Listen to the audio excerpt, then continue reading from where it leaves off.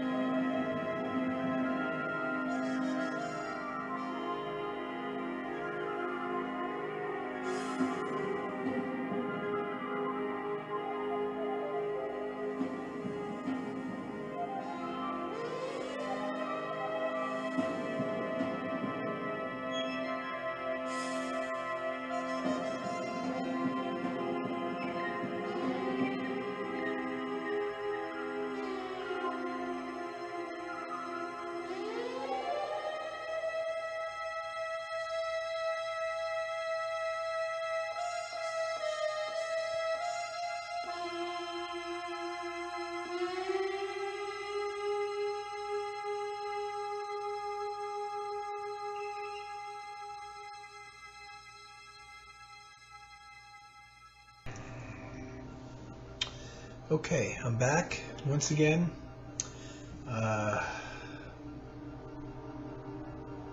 Well, I hope you'll indulge me for all my videos that I'm posting, my music, quote-unquote music videos from the Halloween music channel on cable TV. I promise, when Halloween ends, I won't be doing that anymore. But for me, this is my season. This is my favorite time of year. Love Halloween. Favorite holiday, if you want to call it a holiday. And I wait for that music choice channel on the cable TV to come on every year in early October. And it goes only until November 1st. But I actually save them on my DVR, so I've got quite a few hours. I got 40, 50, maybe more hours now of that music saved even from last year and the year before. For that brief 3-week period that they broadcast the Halloween music. So I have it to play all year round. But I won't torture my viewers with adding a song as much as I'd love to. Every single video I make, I'd love to copy a song, take my little iPad, and like I'm just holding it up to the TV, because that's the only way that I can get the video in here. And I'd love to do a song every single video I do from that Halloween channel, but I'm not going to subject people to that, except for this month. Who knows? Maybe next year I'll start earlier in September. Taking the previous year's Halloween channel music. But I try to keep it short. A lot of those are only about 3 minutes long. Those little pieces. I personally choose favorite pieces of mine that they play. They play a lot of vocal tunes as well. Some silly ones, some fun ones. I might put one of them up instead of the instrumental music at some point. I'm not sure. You can vote on it. Anybody that watches that knows I'm going to subject you to sticking one of those videos up, those songs, at the beginning of my video. If you want me to stick with the instrumental stuff, let me know. If you want me to go a more silly, fun route, where I might put up something like, I don't know, like the Purple People Eater, or even funny songs. They have some old songs by like Louis Armstrong doing a voodoo song or haunting song. They have a really funny Lambert, Hendricks, and Ross, if you know that singing trio from the 50s, early 60s. They did a real funny Halloween vocal thing.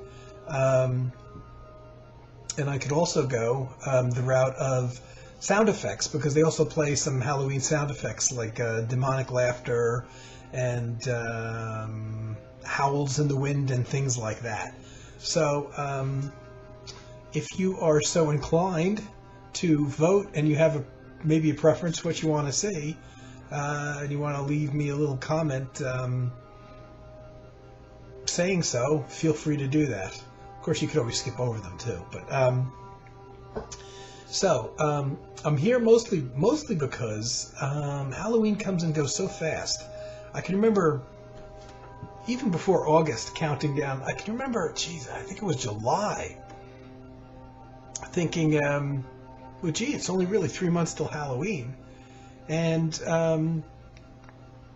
definitely thinking about it in August, as hot as it is in August. It's been unbelievably warm here. And let's see, yesterday, which was Wednesday, I did go out to my sister's house to do my typical laundry thing, and it was in the 70s, and I was sweating. And that was early in the morning. That wasn't even at the peak of the heat in the afternoon. I left my house at about 9 a.m. and I went and did the laundry, and it was pretty damn warm out. It was in the 70s.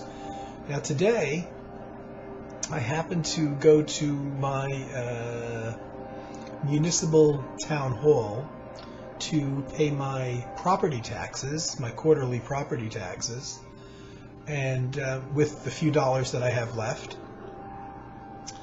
And this is the first day that I went out. I'm not going to say it's the first day that it was cool and autumn-like, because a lot of days I don't go out at all. Sometimes I might go out once a week, and that's to do laundry, and that's it. But today was the first day I went out, and it was relatively early in the morning, too. It was about 8:30. I went out and I paid my taxes at the town hall a few miles away, and it was so cool. I was actually thrilled and happy about this. It was so cool I had to put on my sweatshirt. Oh, I loved it. Loved it. And I had my bedroom window cracked open a little bit, and it was actually getting cold in there, which has not happened yet. Even though we've had cool days, when I had the bedroom window open, it might cool things off a little bit, but it was never cold like I felt cold. So that was nice. That was real nice. It's going to shoot up to about 80 at some point within the next 5 days or so, again, which I'm not digging, because I am a Halloween fan and I am an autumn fan. And I've talked about this before, and there's a lot of people that can relate to this, but my music listening, without intentionally trying, tends to be very seasonal. And this went on for years before I consciously really noticed it. I noticed in the summertime that I would be listening to the Yellow Jackets, the jazz group, the Yellow Jackets, a lot, and just all of their music, not even a specific album or a specific period. And I would always get in the mood to listen to them in the summertime. And I mean, throughout all their history, from the early 80s up until whatever current stuff I have. And certain Wes Montgomery albums, for some reason, always in a specific period of his. I would always play them in the summertime. And it was years before I really consciously realized that I was doing that. And I don't know if spring might be the one that it's not quite as much, because I seem to transition from my winter listening, which is, I have very strong and very specific albums also that I listen to in winter and in autumn. And the winter stuff usually lasts for quite a while. And as soon as the weather gets warm, I don't really know that I have specific spring albums as much as when the weather gets warm, I start pulling out my summertime stuff. So I don't know if spring is so much the one season that I have real heavy specific albums that I listen to. I know certain people experience that, and I guess some people don't. Certainly, if you're going to experience it, it's the music fanatics that do. And I showed in my prior videos, my last couple of videos, the albums that I always play in autumn time. I guess in a way I have two not so separate things. I have Halloween albums that I listen to for the season, and I have autumn albums. But I have to admit, because I'm such a fan of Halloween, it's not like once Halloween's over, November 1st starts, I hang up those Halloween albums. Because I don't. Not only do I like the idea of extending the holiday as much as possible, but I just end up still having that desire to listen to those albums that I've been listening to for the Halloween season. And a lot of them are, as I showed, classical albums. They're classical music albums, and a lot of the pieces may have the titles or the composer's inspiration, might be some Russian poem that was about a witch or something like that. And other pieces might be there because they're ominous sounding, and maybe years after their creation, somebody started using them in movies because they were good, moody music soundtrack type things, and then they started, because of the movies they were in, getting associated with Halloween. But I really love those, especially those classical compilation albums that are packaged together for Halloween, all these various tracks from wherever. And the film music ones, the soundtrack things that are specifically made for the movies. There's a whole bunch of compilations and even cover versions of things like Tubular Bells, and even the John Carpenter stuff, there's been cover versions of that. Those things I find I'm still listening to when Halloween's over. And maybe there's some albums, and I cautiously really can't think of what they are right now. So as the season goes on and Halloween ends, maybe I'll get into that a bit more. But I do listen to those Halloween albums much after the holiday. Well into deep autumn, into early winter. I'm still listening to them in a lot of cases. And when I think of autumn albums that are not Halloween associated, I'm not coming up with any right now. So that's something that I'm going to have to, get together, and that'll be for a later video after all of Halloween's over. And my main reason for coming here today is because I like the season so much, and because I want to do a whole bunch of Halloween-themed videos as much as possible by the time the holiday technically ends, even though I'm celebrating it into November. People probably don't want to hear about it after November. So I'm going to make sure that I'm doing, regular videos and talking about anything Halloween-y that I can think of. And because I don't have a lot of stuff to talk about today, this is going to be a gift to you all. It's going to be less than my normal 14-hour-long video.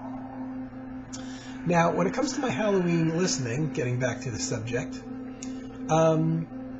it takes a lot for me to add. I showed you all those albums that I listened to, and it's quite a big batch.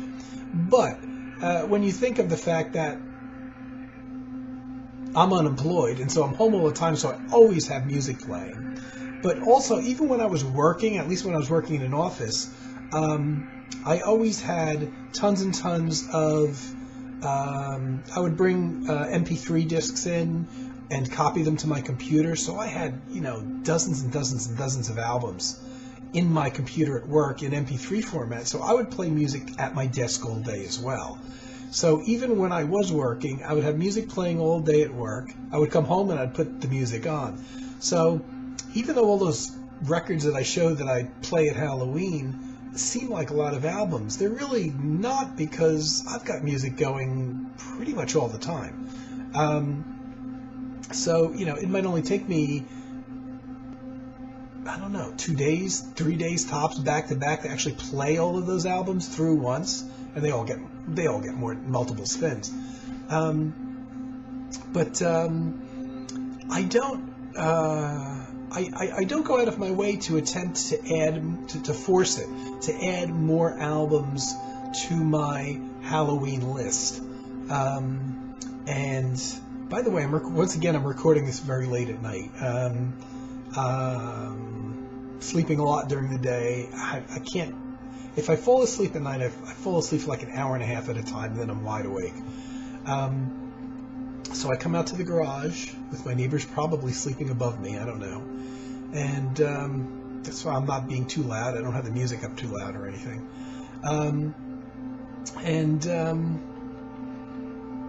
I come here at night, and it's much more moody. It's much more moody.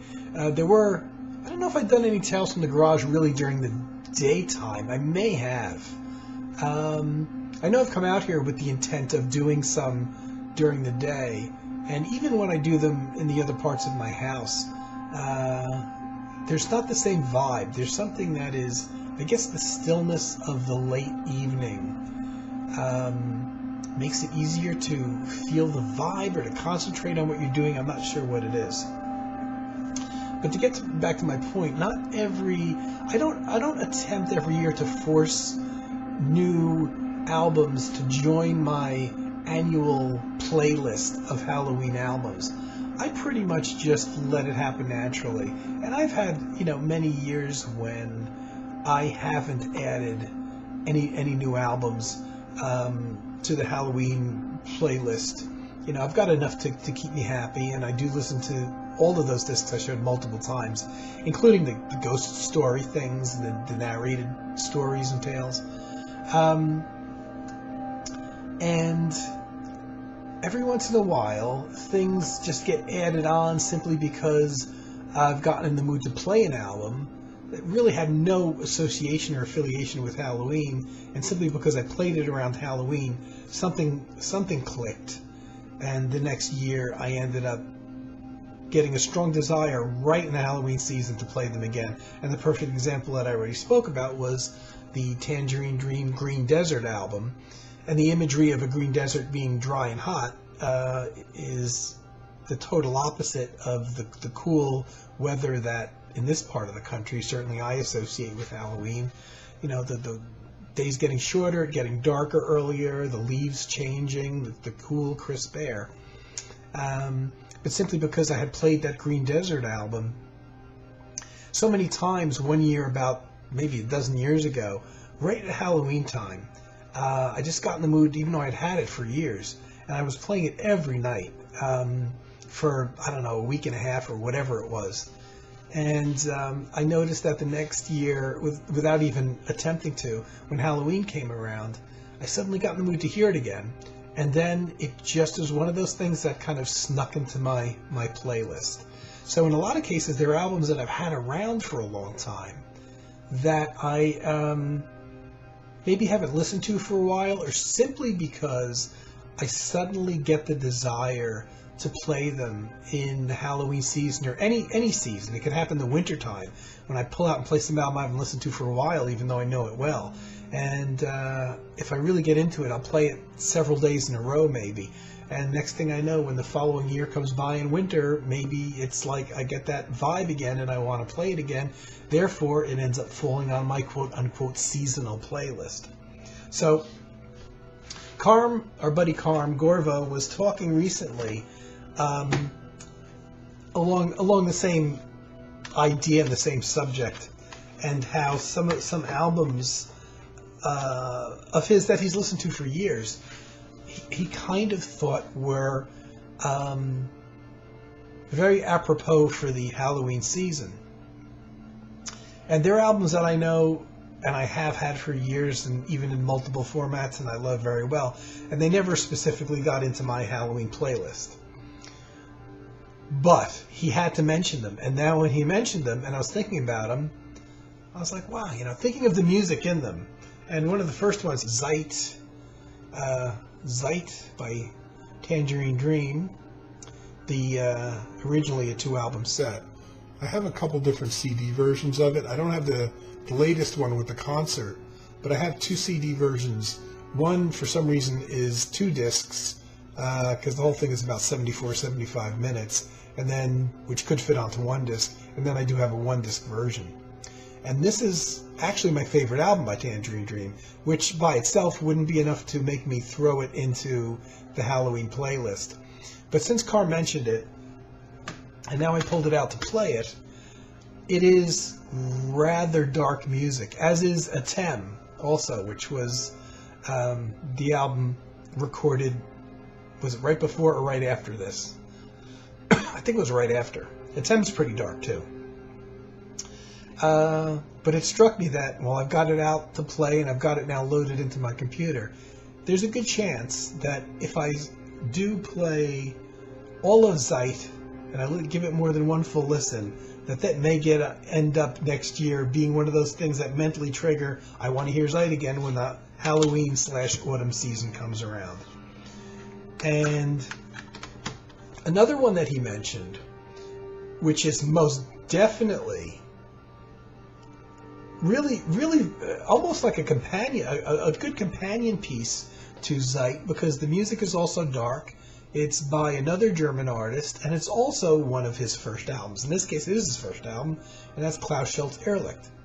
Very dark. One of my favorite albums. I pretty much put this in my top 2 Klaus Schulze albums, which naturally I have on CD. A couple times on CD now. And, there's no rhythm. It's very abstract. It's one of his most abstract albums. Only his first 2 albums were really abstract, but this is one of them. And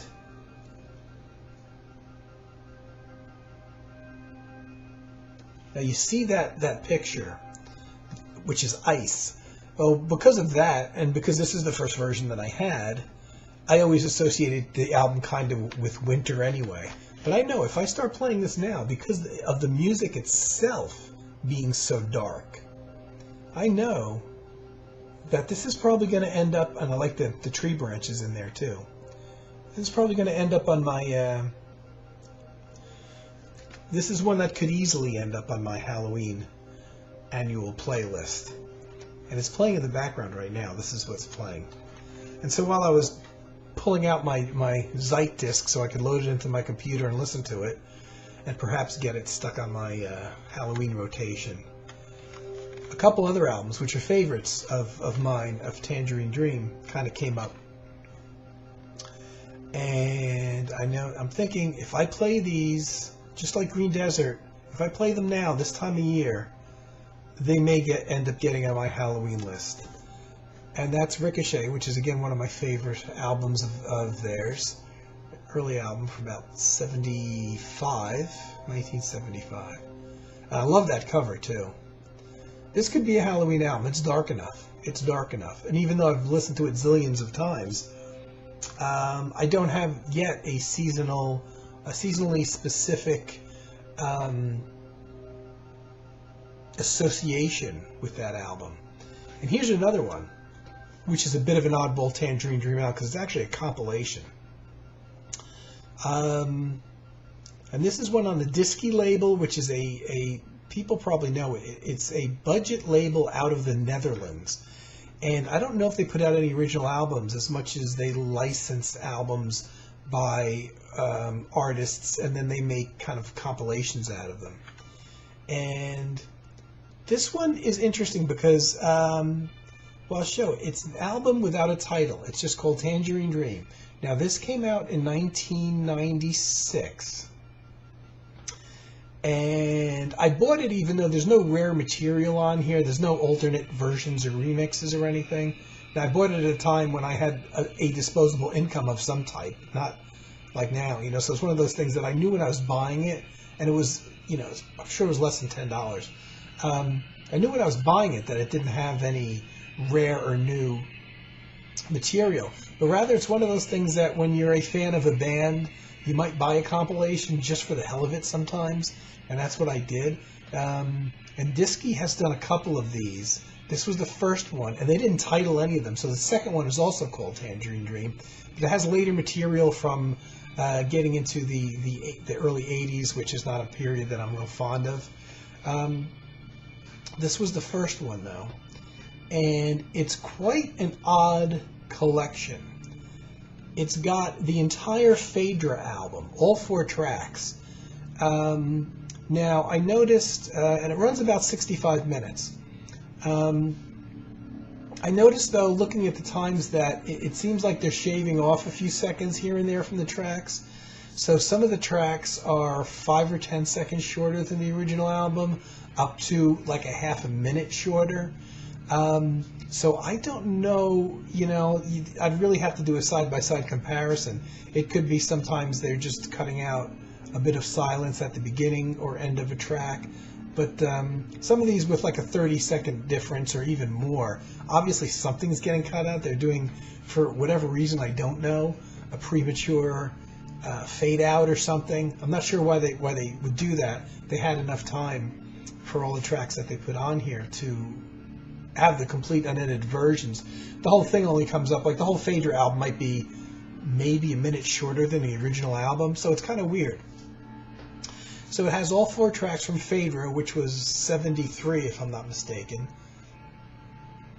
And it has Rubicon Part 1, which is the full, like 17 and a quarter minute Rubicon Part 1. That is not edited at all, so it's the entire first half of Rubicon, because there's basically 2 17-minute long sides.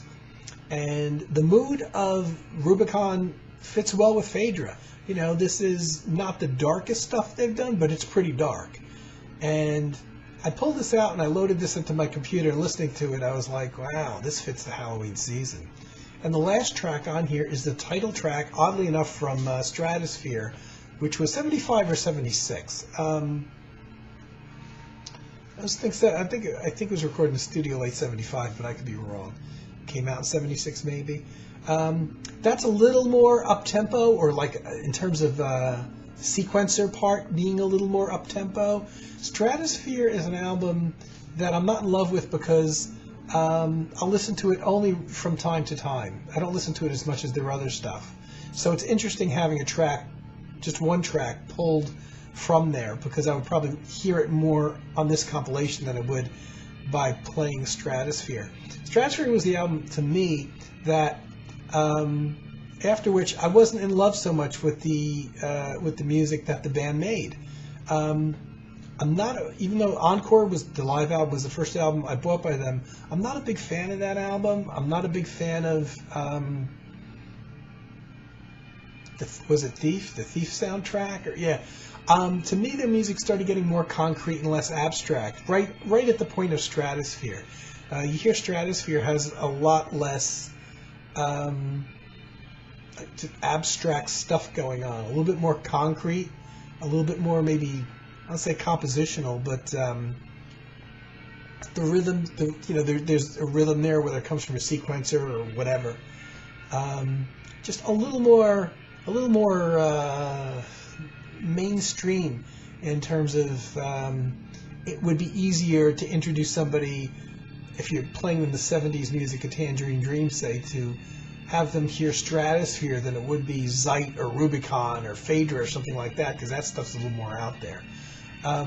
So even though the Stratosphere track isn't quite as atmospheric as the first side of Rubicon that's on here, or the Phaedra stuff, it kind of does fit well. They put it last. The sequencer's a little more up tempo, but I'm going to be listening to this. I'm going to play this tonight, and I know if it gets any more spins, within this next couple week period before Halloween, this could also end up being a future Halloween spin. So, considering I had nothing to say, I've already gone on for almost a half hour. I'm just going to do a poll here, a vinyl poll.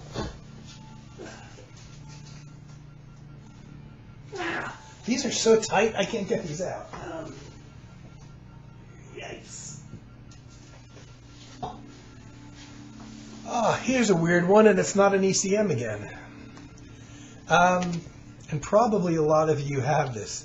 The Moon and the Melodies, ladies and gentlemen. This is probably the closest thing to a rock music thing that I'm going to probably pull out of there. The Moon and the Melodies. Harold Budd and the Cocteau Twins. They didn't use the Cocteau Twins' name, though, for some reason. But they used the names of the members of the Cocteau Twins. So it came out as Harold Budd, Elizabeth Fraser, Robin Guthrie, and Simon Raymond. I bought this because I was a Harold Budd fan. At the time this came out in the 80s, 86. I was already a Harold Budd fan. And I had heard of the Cocteau Twins. I had no idea what kind of music they did. I knew nothing about them. To me, they were a rock band. I had no interest in them. And there's 4 very short songs on here. And then there's 4 instrumental songs. 1 or 2 of them are short, but 2 of the instrumental songs are pretty long. So in terms of time, there's much more instrumental music going on than the vocal stuff. And it's kind of a weird album. It actually did get me interested, and I did go out and buy a bunch of Cocteau Twins stuff, though, after hearing this, because I thought they were interesting for a rock band. The 4 songs sound like they sound like a slightly darker version of only slightly, but they basically sound like 4 songs that could be on Cocteau Twins albums. Now that I've got a bunch of their albums, maybe a slightly darker edge to them, only slightly. But they have the drum machine, they have the drum pattern going. The guitar heavy sound and bass, and the vocals doing their normal thing that Elizabeth Fraser does. And they could have been pulled off of like an EP by them, or or stuck on an album even of their regular songs of the regular Cocteau Twins output. And it's a bit schizophrenic, and whenever I've listened to the album ever, I've always programmed the 4 vocal songs with the drum beats together and the 4 instrumentals separately, because the 4 instrumentals don't really have any drums. There's one short instrumental which has a slight drum beat in the background for all of maybe a minute, but it's mixed way back. And the other 3 instrumentals, which are much longer, are very dark, very much like Harold Budd. There's no voice in them. There's no drum machine. Even the guitar is even more processed than the standard typical Cocteau Twins song. So it kind of sounds like Harold Budd, and you don't really know. You probably couldn't pick out so much that was Robin Guthrie's guitar on there, because he's playing some solo like lead lines that are very heavily processed, not the kind of chordal things for the most part that he would normally do in the Cocteau Twins stuff. So I always have to program those separate because it's too schizophrenic an album otherwise. But I actually, I bought a bunch of Cocteau Twins albums, and yet the 4 vocal songs on here pretty much remained my favorite songs that they did. And on those songs, Harold Budd's just playing some supporting keyboards very much kind of in the background. You could kind of tell he probably didn't have anything to do with the writing of those. And it's the total flip side for the instrumentals. They sound like they're completely pretty much composed by Harold Budd, and Robin Guthrie's kind of playing along. Simon Raymond, the bass player, sometimes it sounds like he's not in the mix at all, because there's not a regular rhythm, that you would hear the standard kind of bass holding down a rhythm on. So the bass is maybe there, maybe not there a lot of the time. Instrumental tracks have no vocals of any type on, even in the background. And I do have to mention there's a couple moments on here. There's a guy named Richard Thomas who plays the background drums in one of the instrumentals, it's like I said, it's just in there for about a minute. It's effective. But he also plays saxophone on 2 of the tracks. And I have to say, he's kind of undercredited here because he's the only guy not mentioned on the front cover. His saxophone playing on these 2 tracks actually makes those tracks. They're really nice. The saxophone's very, very effective on the 2 tracks that Richard Thomas appears on with the saxophone. It really, your attention just totally goes to what he's playing. It's not that it's involved or it's a wild solo or anything, but it just drips with atmosphere. Guys, you know what? This could be a Halloween album. This could be a Halloween, even with the songs. The songs are dark. And it was my introduction to the Cocteau Twins. And I don't know, I might be the only guy that bought it being a Harold Budd fan that had never heard the Cocteau Twins before, when for most people buying it, they were Cocteau Twins fans and they had no idea who Harold Budd was. So it's an interesting pick because, you know, if I play this album now, this could easily be one of those things. I don't have a real seasonal association specifically with this album yet. I've played it off and on many times over the years, but I've never associated it as being a winter or summertime or autumn album. I play it now, it may end up getting into the Halloween batch, who knows. The whole album's only 37 minutes. It's a pretty short album, which I've had on CD now for some time. But I bought this when it came out in '86. That's a bit weird. I'm surprised, because in '86 I was buying compact discs, so I don't quite know why I bought this on album unless it didn't initially come out on compact disc at that time. I'm not sure. So, that's it for my album pull. I had nothing to talk about, and look at me, I'm going on 34 minutes. Okay. I'll be back with more Halloween talk and Halloween music from the music channel that you probably don't want to see. And I hope everybody's doing well. And I'll be back fairly soon. Take care. Tales from the Garage is brought to you by Monster Out. Just spray it once a day throughout your home and keeps all monsters away, even invisible ones. Say goodbye to ghoulies, goblins, gremlins, mummies, vampires, and the living dead. Not effective on witches, chicken men, or rhino girls. And by Smoky brand cigarettes. 9 out of 10 doctors recommend smoky cigarettes to their patients. Remember, gals love a smoky man. Smoky, the key to great taste. Tune in next time for more Tales from the Garage.